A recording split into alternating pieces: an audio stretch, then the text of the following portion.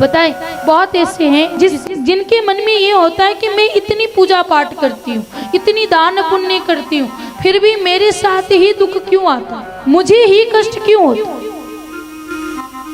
तो भगवान कष्ट उसी को देते हैं जिसके अंदर झेलने की क्षमता हो।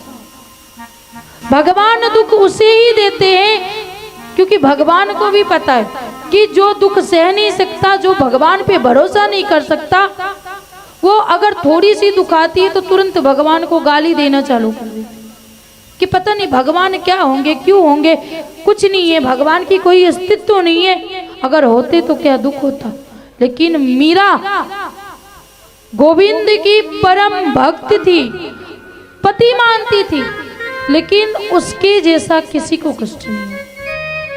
माता सीता स्वयं लक्ष्मी थी, लेकिन माता सीता को भी कष्ट हुआ।